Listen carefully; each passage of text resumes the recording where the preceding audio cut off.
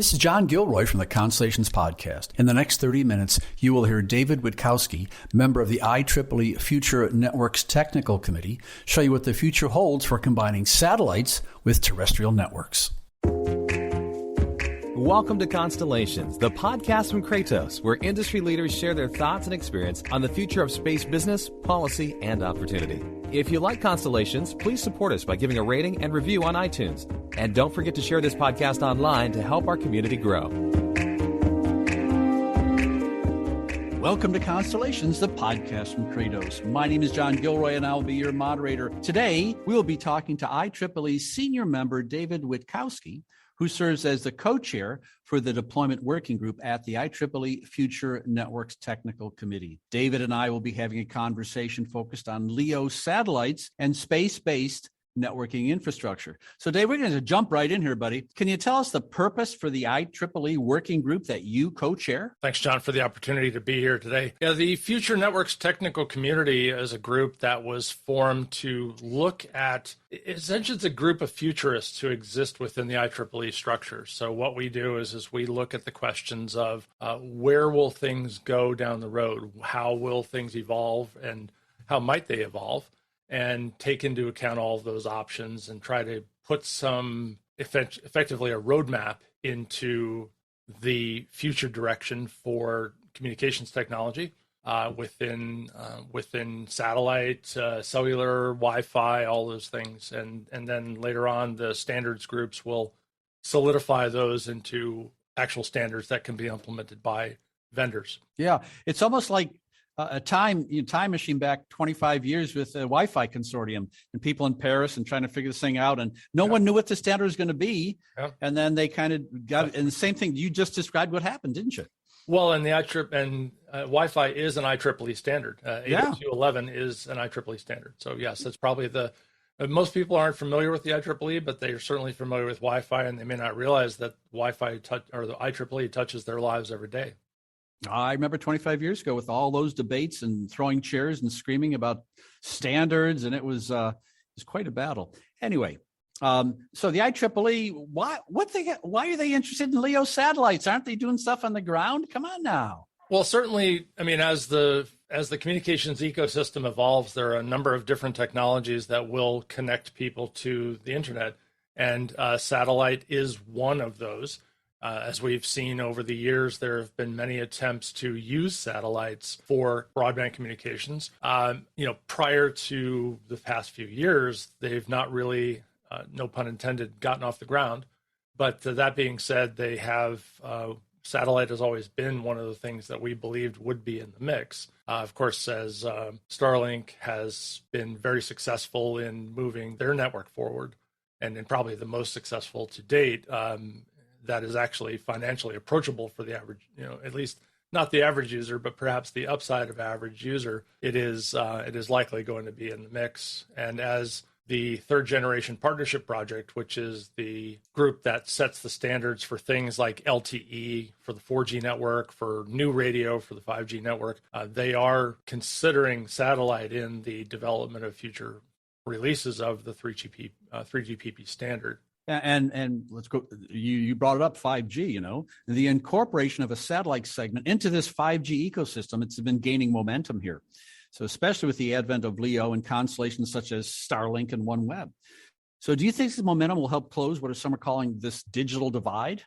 I think satellite broadband is already helping to close the digital divide. I know in the area where I live, we have some urban areas, but most of our county is unincorporated and rural. And where my office is, just up the hill from us, there are a few people that don't have broadband, and Starlink has been a solution for them. Now, this is not 5G, but there was recently a demonstrated data connection from a LEO satellite directly to a smartphone. Of course, Starlink uses terminals that you place at your home or on your RV or whatever you want to use. Getting directly to a handset is another order of magnitude complexity in making a connection. But AT&T and AST Space recently made a connection directly to a handset. And so that was a kind of a milestone because they were able to achieve a 10 megabit connection It's not broadband, but it's something. And hopefully in the future, as we move forward, we'll see that continue to grow and expand in capability. Well, let's focus on the future. You're a futurist here, so let's focus on the future. So do you think there will eventually be a global network on the ground that's supported by LEO capabilities, and how far off is that? So right now, what we are seeing is that LEO data broadband connections are actually feeding ground networks. So some communities who live in rural areas are creating community co-ops for themselves, and they are using Starlink as the connection. Then they, from there, will distribute it out throughout their community using a variety of technologies, whether it's Ethernet or Wi-Fi or point-to-multipoint, millimeter wave technologies, and then ultimately getting to Wi-Fi or Ethernet for their devices. So I think LEO broadband has already begun serving ground networks, and we will continue to see that in the future. The real question goes to the capacity of the network, whether or not the LEO network can handle that amount of traffic. And that's one of the big questions. One question I have is kind of a 5-hour answer question. Maybe I put up my feet and smoke a cigar while you answer it. But so talk about value here.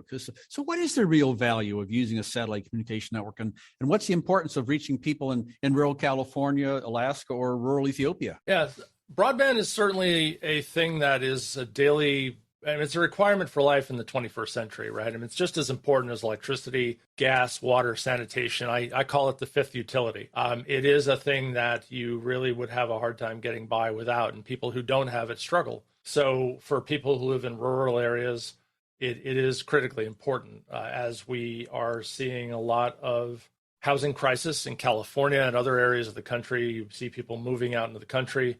They need to be connected. People who live in other countries who don't have connection will see the digital divide that prevents them from participating in life in the 21st century grow even more.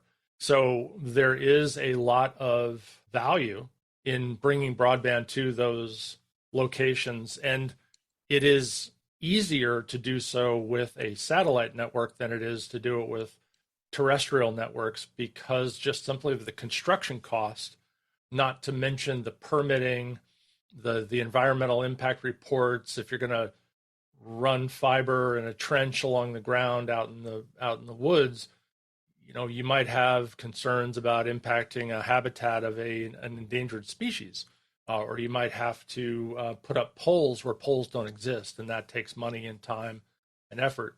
Satellite can serve those people directly, just because it's over their heads at all time. I'll be in California in August, and there's a little thing you have out there called mountains. Yes. Talk about a barrier. This is terrible. I wouldn't try to fiber through any mountains out there, California or Oregon or anywhere in the United States. And that is really a challenge. The state's plan of record for what they call the middle mile network, the California middle mile network, is basically fiber. And they are planning on going along a number of highway routes, using the highways as rights of way in order to build that network. And many of those routes do go through the mountains. So that is a significant challenge for them. Yeah.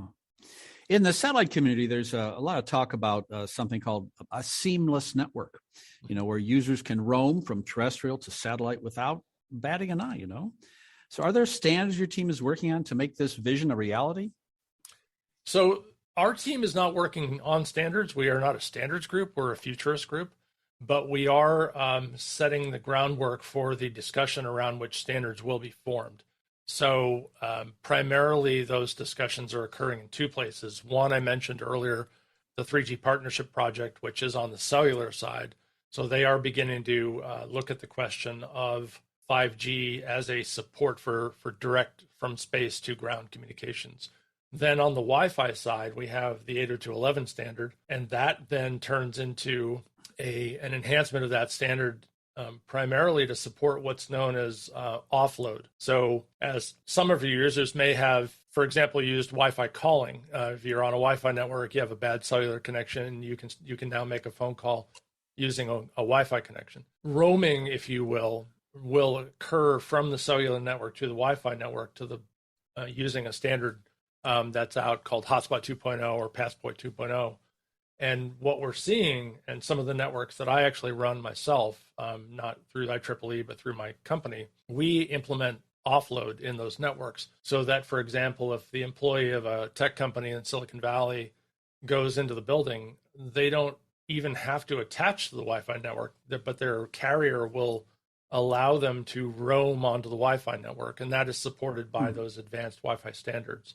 So as you have set up a satellite network, you then would have a third opportunity for roaming, which would mean you would go from perhaps your home in the mountains where you would be connected directly to a satellite.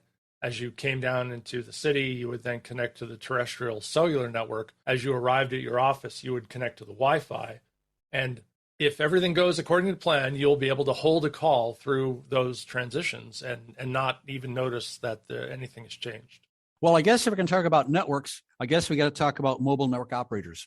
Yeah. They're called MNOs in the business, and MNOs seem to be pretty far ahead of the satellite industry when it comes to network management. We're talking about things like automated end-to-end services, virtual and software-defined networks, and the stuff that keeps data traffic flowing. So, do these concepts translate to satellite service providers as well?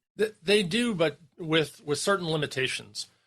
For example, of course, the time delay that it takes for a signal to get from ground to space is non-zero.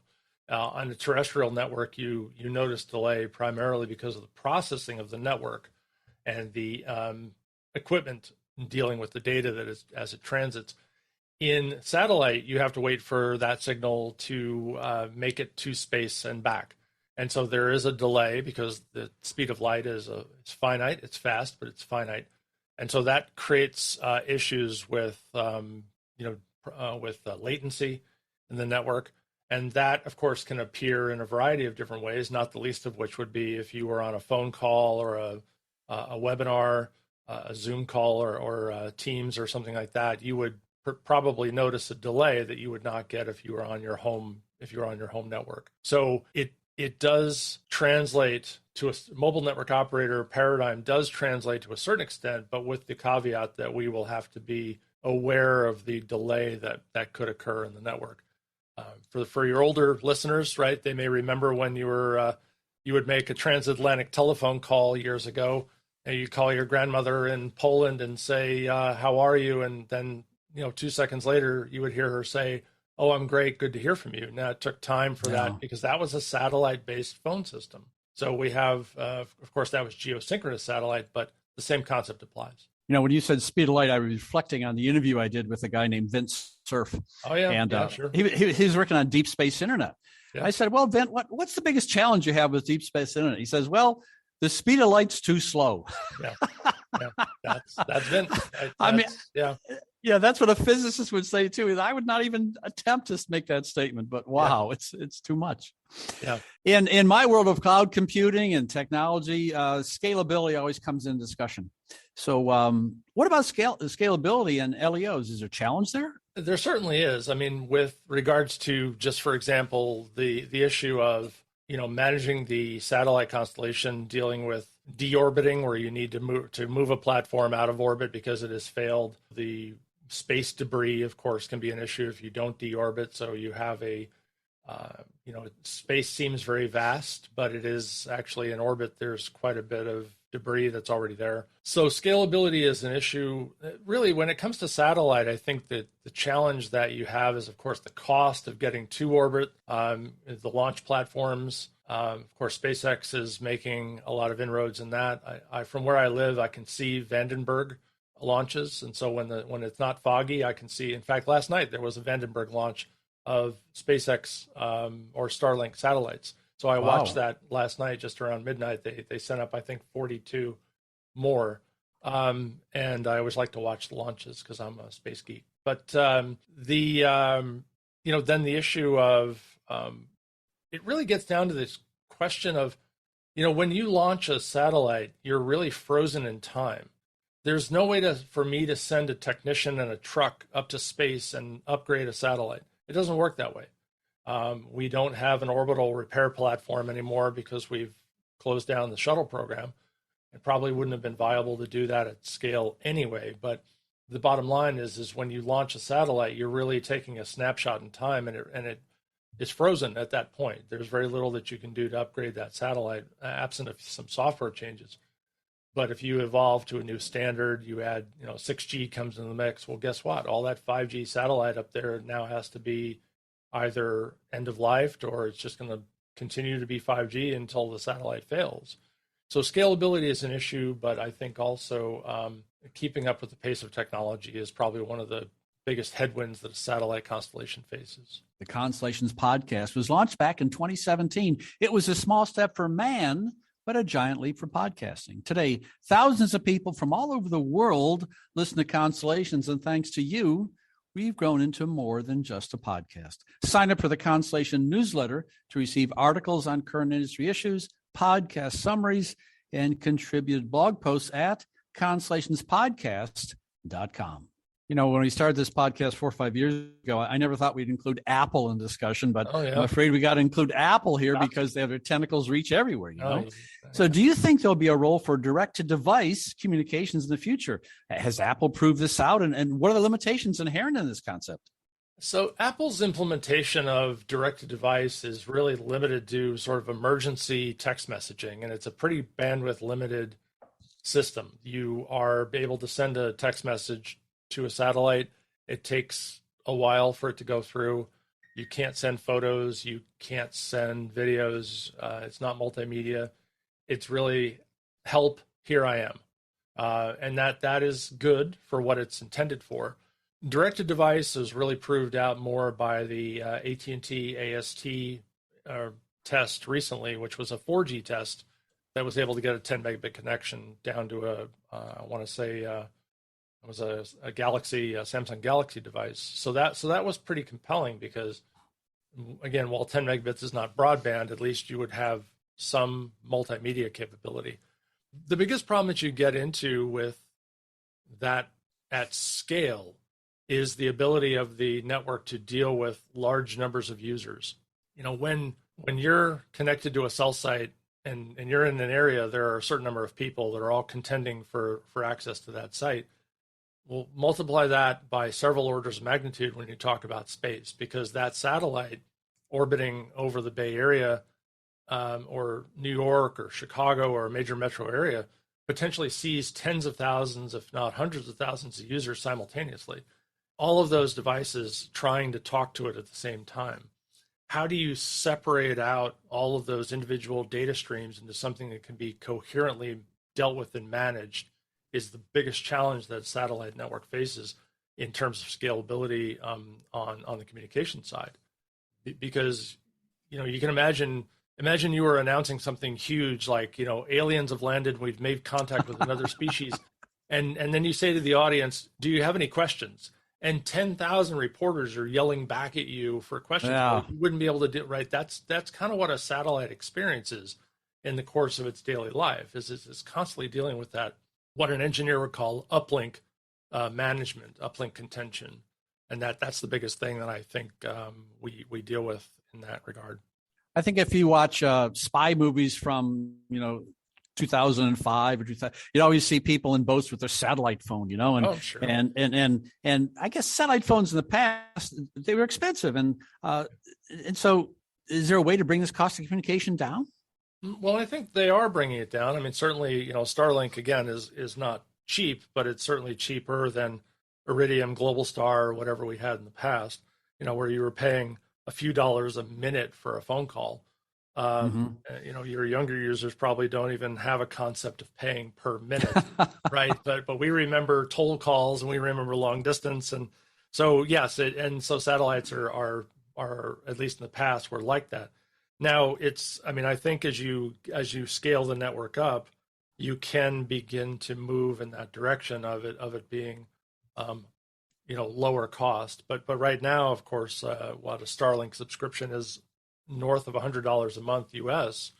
Well, that's maybe out of reach for for some people. And so we are better off than we were before, but I don't know that we're where we need to be. There's always proprietary language and terms in different businesses, and the satellite business has got special terms too.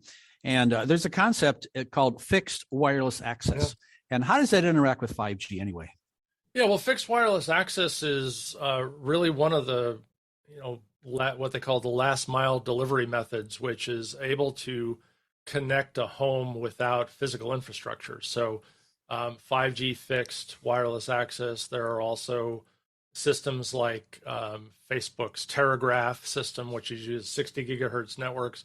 There are a number of companies out there that do millimeter wave broadband, using those higher frequency networks. Some are in the lower frequencies. Some use Wi-Fi spectrum or what we would call UNII spectrum in the 5 gigahertz band.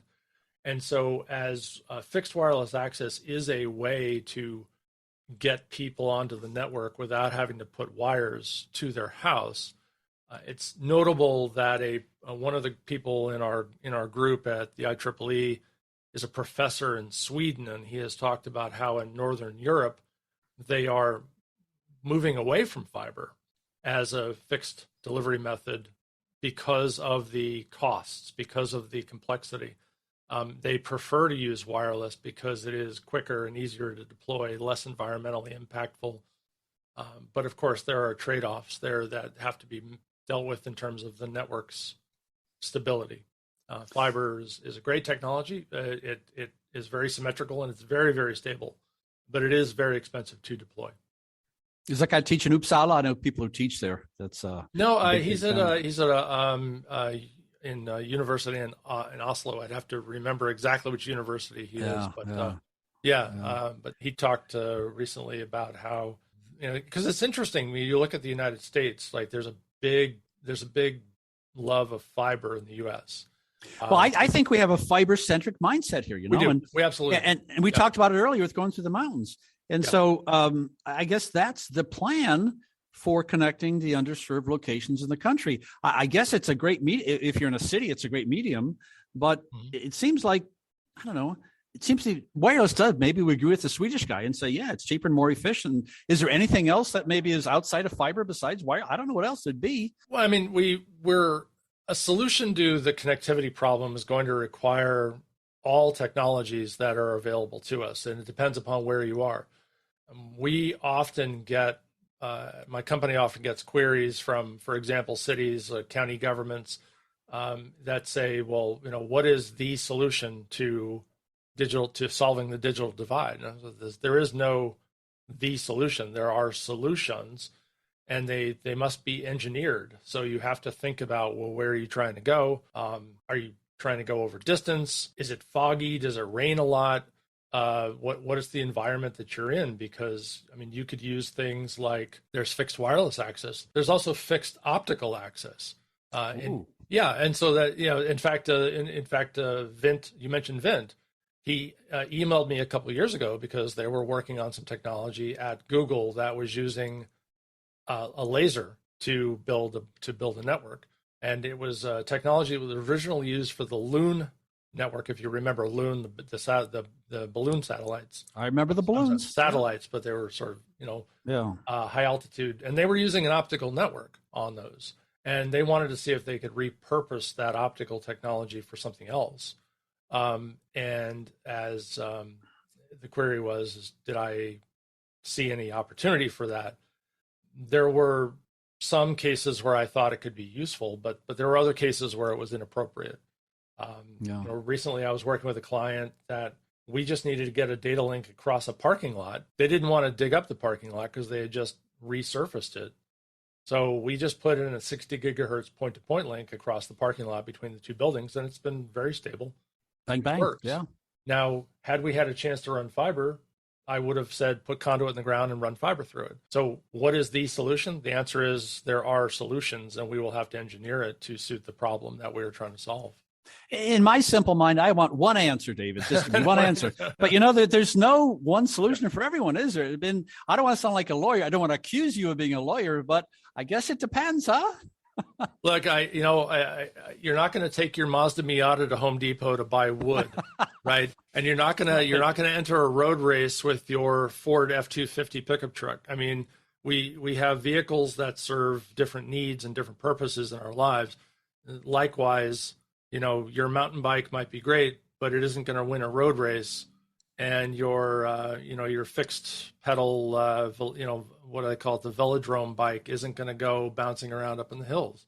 I mean, we use technology to solve problems and to suit the needs. And so, there is no one solution. I think I have a motto for your committee there, the future committee. It's going to be from Yogi Berra. You know the quote, prediction is difficult, especially about the future. That's exactly your motto. That's exactly true. That's very true. And one personal question I had for you. Back when you were a young guy, probably in diapers, there's a guy named Alvin Toffler who wrote a book called Future Shock. Future Shock. I remember. So how did he do? I mean, did he do a good job predicting? That's a really good question. It's actually, I don't think that anyone has circled back around to ask to score Alvin's success rate. So that's a really interesting question. I'm going to have to look that up after we're done. Was Alvin right? And if not, then how was he not right? I think it was interesting because I was on another podcast recently, and the host asked me a question which came from his audience, and they had said that he had read an article that some years ago someone predicted that we would each have an individual satellite that would serve us personally. And I thought that was and he asked me if I thought that would ever be a reality, and I had to sort of discuss orbital mechanics with him, and the idea that, first of all, the cost of getting that satellite up there would be huge. Second of all, it would have to be in geosynchronous orbit, which would be extreme cost for fuel and just the launch vehicle. And then it would be so far away, it wouldn't do you very much good anyway. Mm. And then if it was a low Earth orbit satellite, when the ISS passes over, and you can see it when it passes over if it goes over at the right time. It's only in the sky for like 15 minutes, right? So you can imagine. I mean, these Starlink satellites are just burning through. You might have a personal satellite.